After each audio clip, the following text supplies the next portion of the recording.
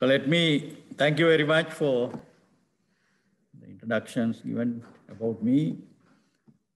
Thanks, Vimansa Initiative, for inviting me to help you commencing your academic activities, research activities, and seminar activities. I will speak to you about the external debt situation in Sri Lanka, our route to resolution. Not your title you can have for the discussion. My presentation would be our route to resolution. Let me try and give you some figures which are familiar to you to understand what kind of a problem we are facing. We have to pay back as a principal and interest on external debt sum of US dollars 4,321 million in year 2020. In 2021, the total external debt service payments amount to US dollars 3,709 million. You might question why I am giving a number different from the number which has been cited in the past by the central bank itself. If that question is raised, I will take an additional time and explain later. Of this 3,709 million, already US dollars 1,103 million has been repaid in January, February of this year. During the rest of the year,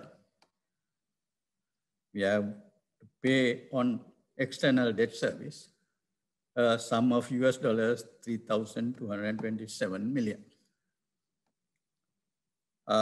Gross official reserves in the country in US dollar millions was in 2019 December 7,642, and 2020 December 5,665, and 2021 January 4,815. So obviously these numbers have gone down. Similar debt service payments are due during 2022 to 2025 as well, when the debt obtained in the past continue to mature. There is a decline in the debt service payments below US dollars 4,000 million from 2026 onwards. Those are the basic numbers which can be interpreted, analyzed in different ways. In this particular case, it is useful to review the history of commercial borrowing of Sri Lanka a little bit. The commercial borrowing, as the webinar chair mentioned, started somewhere around 2007 in terms of using ISBs, International Sovereign Bonds. In recent times, many institutions and individuals have made various adverse comments in the media on Sri Lanka's economic management and also prospects. In the last couple of weeks alone, 3 institutions, Standard Chartered, Barclays, and ICRA, published damaging reports about possible default. It is no coincidence that these 3 reports came one after the other during a period when one of the international events, global events affecting Sri Lanka is taking place in Geneva. the UN Human Rights Council meeting, I think it is no coincidence that these two coincided. The critiques, in addition to being politically and ideologically motivated, I'm not talking about only those three institutions. All the other critiques appear to me to be cries of despair from a group of, I would call them, group pessimists. This is basically what they do. They take dues to foreigners, as I did in my presentation the first couple of seconds. They take the dues to foreigners and also compare that with the volume of external reserves we have, and then superimpose on these numbers the assumption that the economy will move the way it had moved during, for example, the second half of the last decade, 2010s.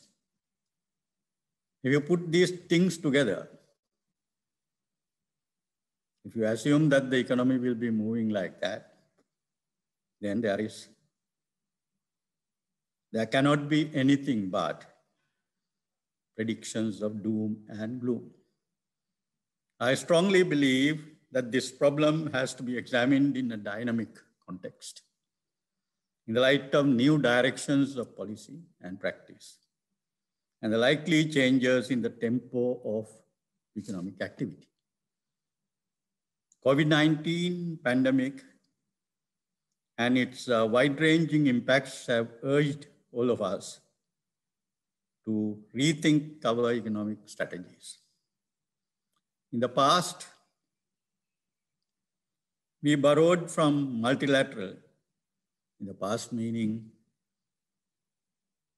before, say, 2005 or so, we have borrowed from multilateral agencies generally, initially on concessional terms, very concessional terms. Over time, our foreign debt has increased slowly but surely.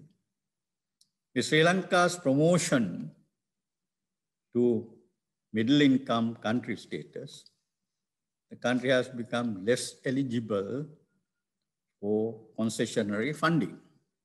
And therefore, Sri Lanka moved increasingly into commercial borrowing to finance its investments as well as to meet its consumer imports and debt servicing obligations. So foreign commercial borrowing has increased gradually over the past decade. If anyone is interested, I have the numbers here with me. There is no time to examine those numbers in any great detail.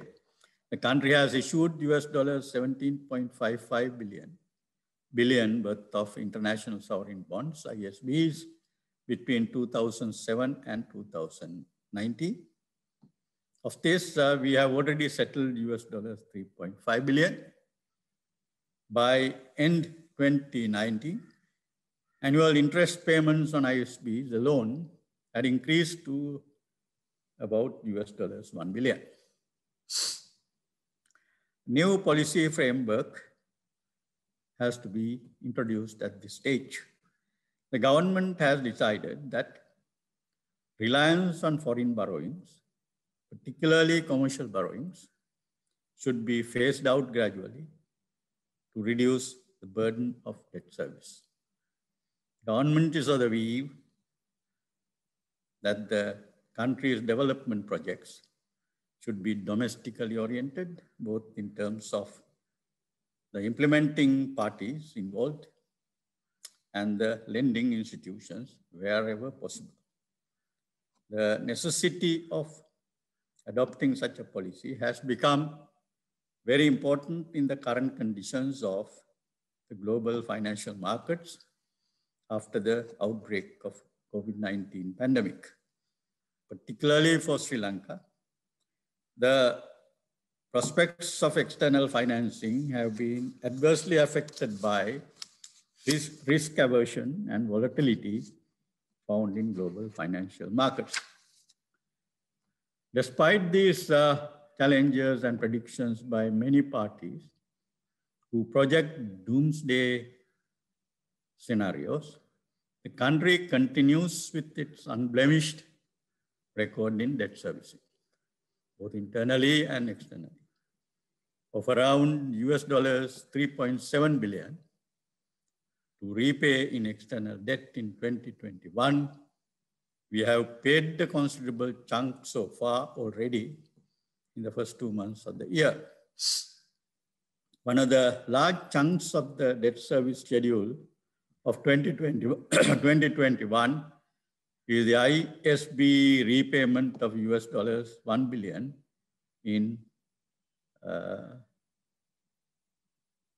one of the chunks of the debt service schedule of 2021 is the ISB repayment of US dollars 1 billion coming in the next July 2021. We are confident that not only this ISB payment, but also all other external as well as domestic debt obligations would be met punctually. Funds are being saved through various mechanisms for this purpose.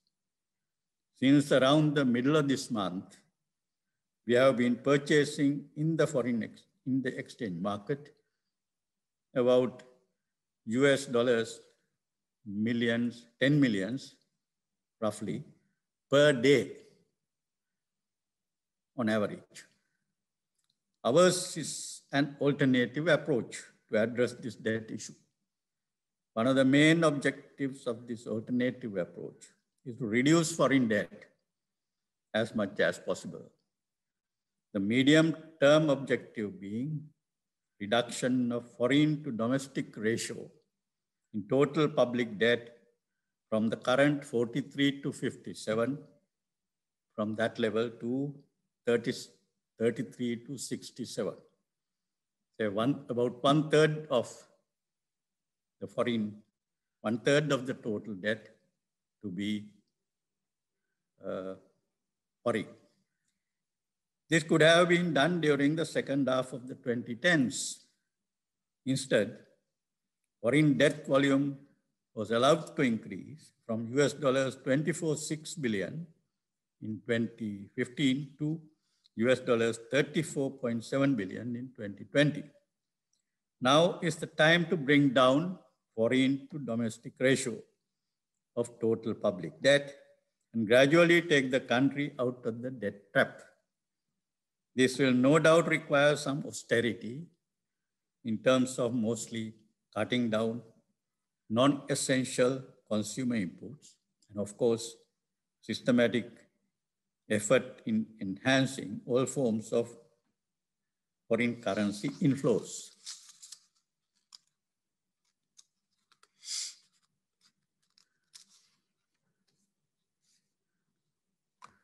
I should bring to your focus the recent announcement of the Indian government about their achieving net creditor status, having accumulated reserves up to US dollars 590 billion.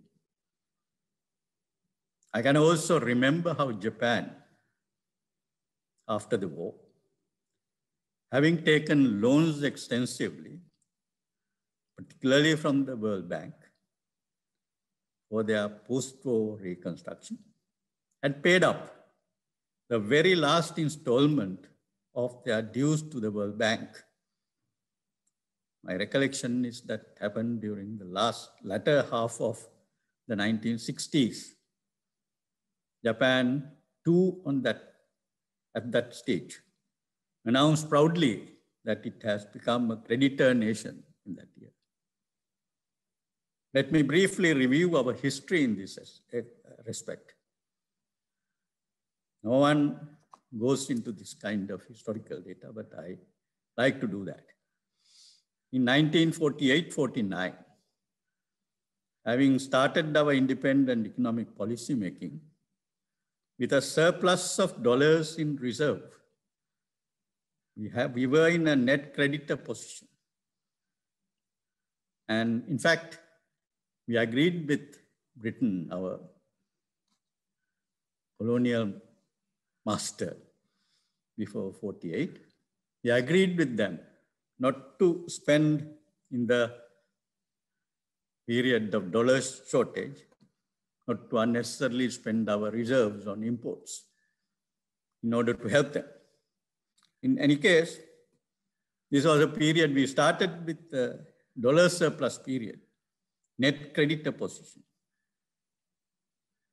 We have enjoyed similar conditions in 1950-51, 1954-55. Now we have come to this plight with totally unsubstantiated predictions of debt unsustainability. Leave out the confusing jargon, merely predictions of sovereign insolvency, coming from numerous financial analysts from here as well as abroad. But those who are making these forecasts want, either directly or indirectly, is to push Sri Lanka to seek IMF involvement again in our economic policy making. In all historical episodes of a move from foreign reserve inadequacy to adequacy, it was through a period of some austerity, in particular through some import restrictions, that we could achieve the said results. I have no time to go into details, but try to please gain policy-relevant insights from a reading of history, and not simply through application of models developed on macroeconomic theory, again built upon unrealistic assumptions. We have some numbers here, but I am not going to use your time analyzing these numbers. There are a number of policy measures we are taking, which I would like to place before you for a discussion. Some of these measures we are taking are not in the typical central bank armory. With the support of all stakeholders, these measures are already seen producing positive developments in the external sector, enabling us to keep the gross official reserves at adequate levels.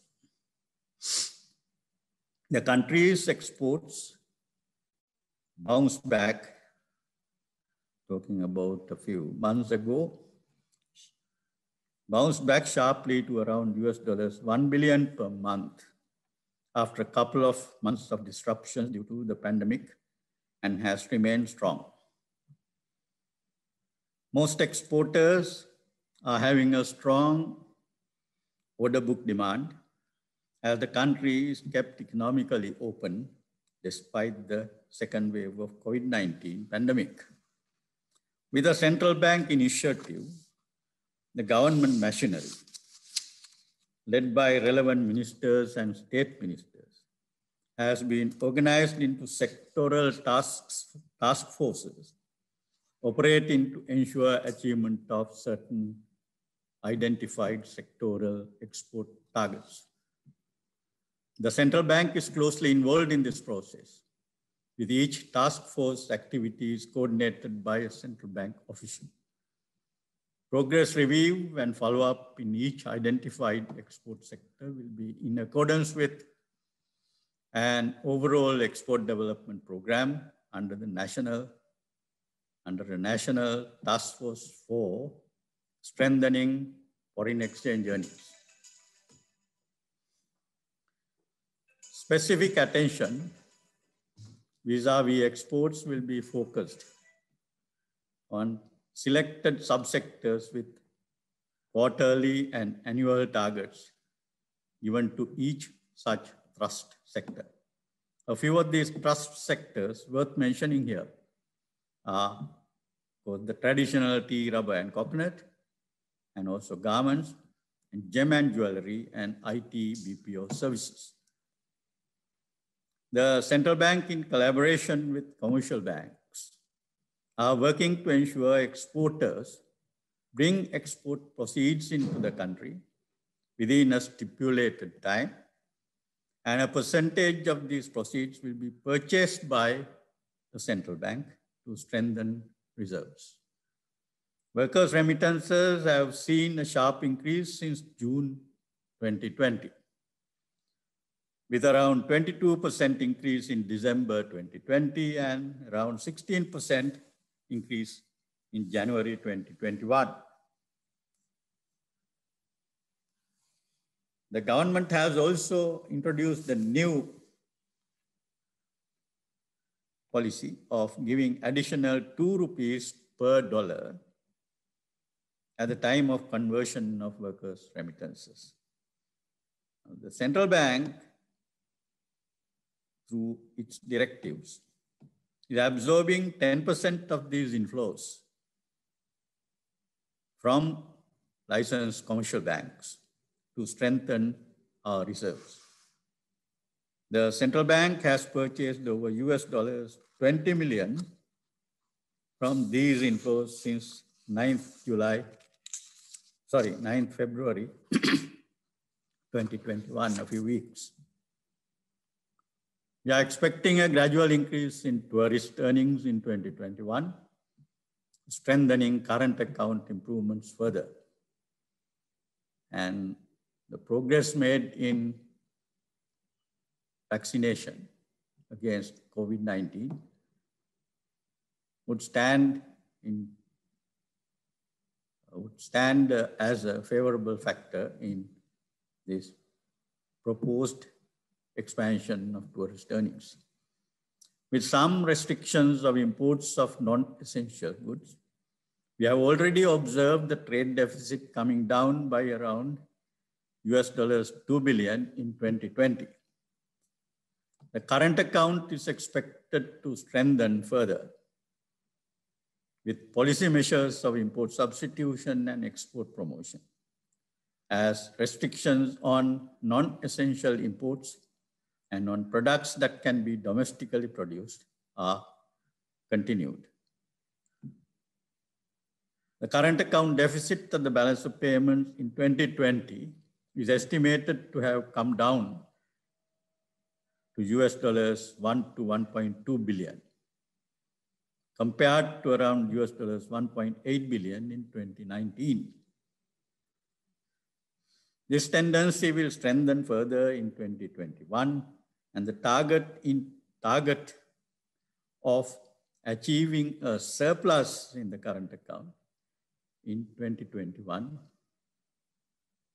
could be considered realistic with the policies we are adopting.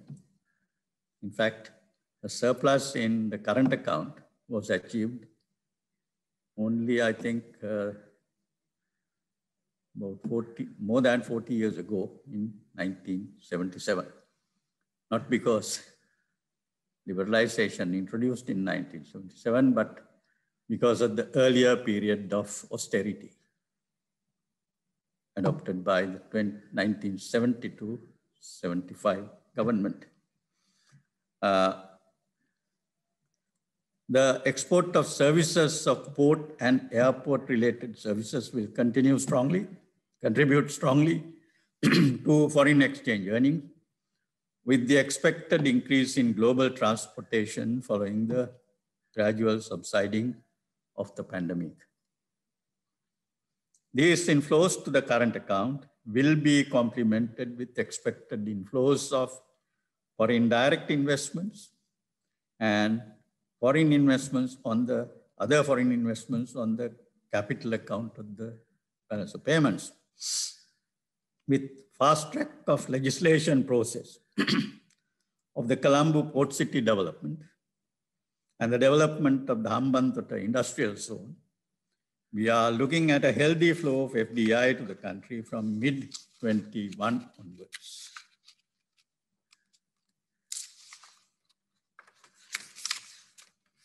We expect also a turnaround in the sentiments of foreign investors.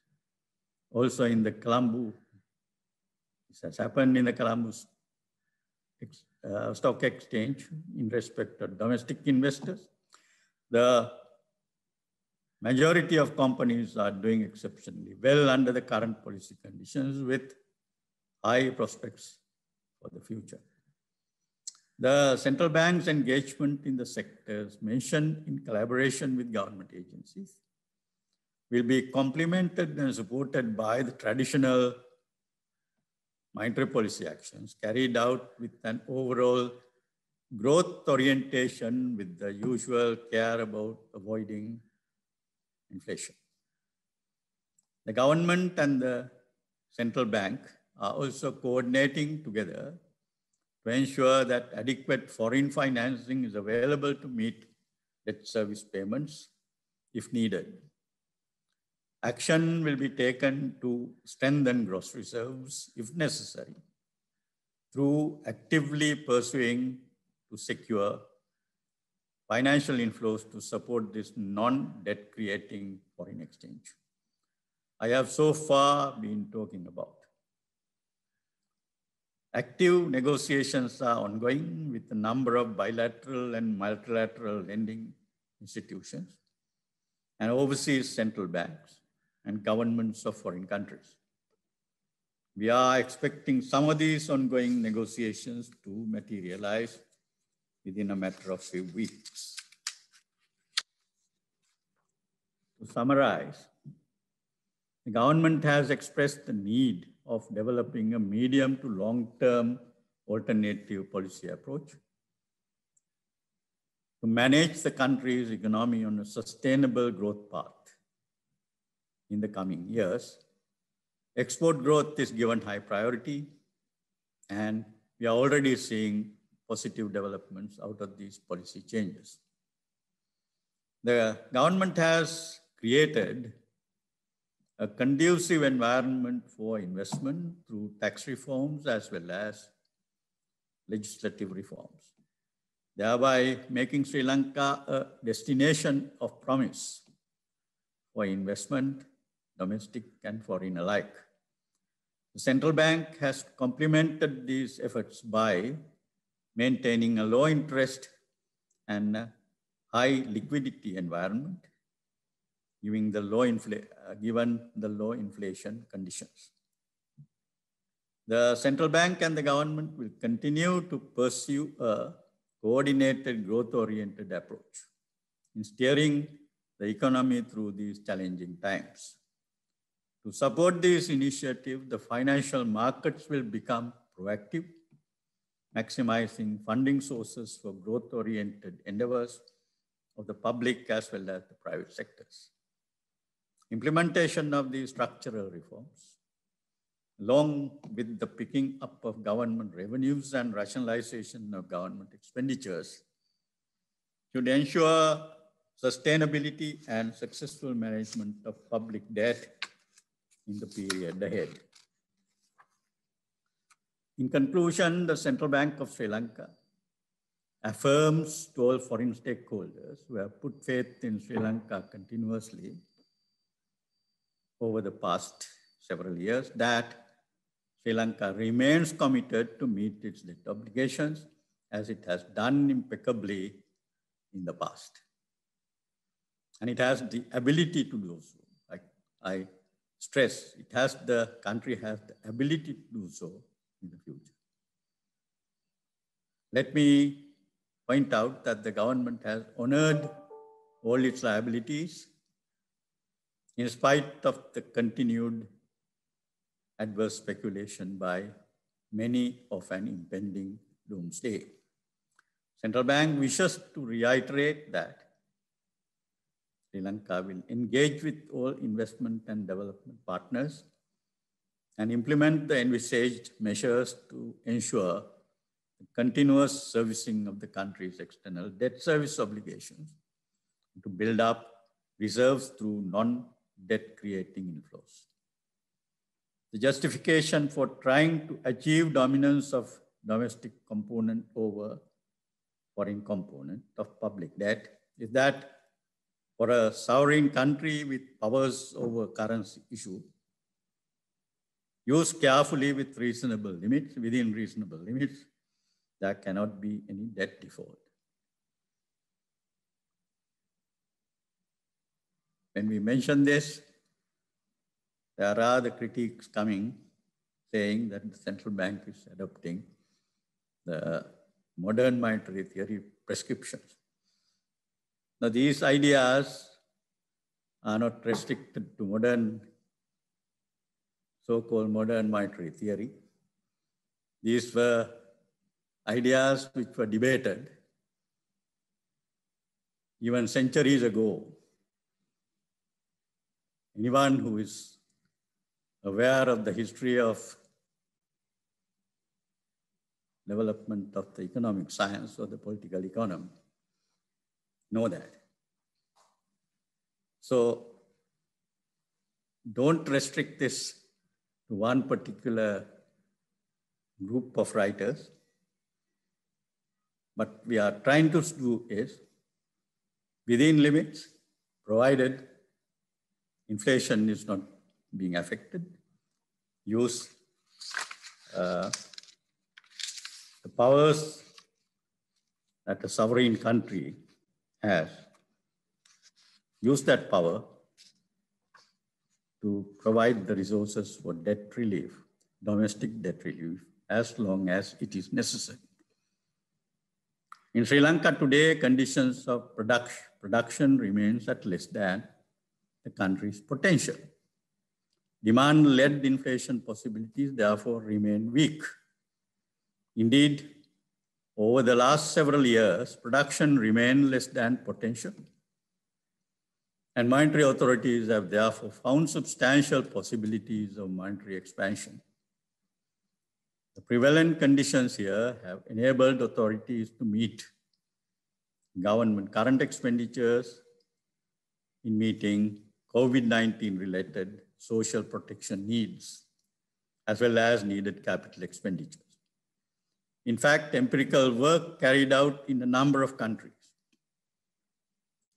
Even in Sri Lanka, I can remember some years ago, has failed to establish a direct relationship between changes in money supply and in the price level. Yet we have to be careful about the price situation, inflation situation. Conflicts among policy objectives and trade-offs are a necessary part of analysis and practice of policy. The price level, the rate of interest, and the rate of exchange are important variables in any policy discussion. Policymakers would no doubt like to have stability in all these variables to a politically acceptable and economically feasible level. When conflicts emerge, required trade-offs have to be worked out.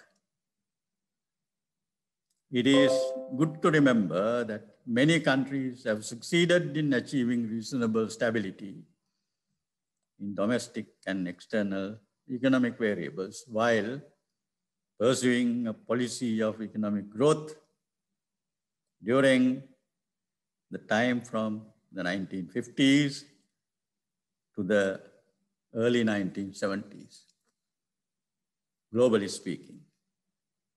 I am referring to the so-called golden age of capitalism. With that, let me conclude my presentation.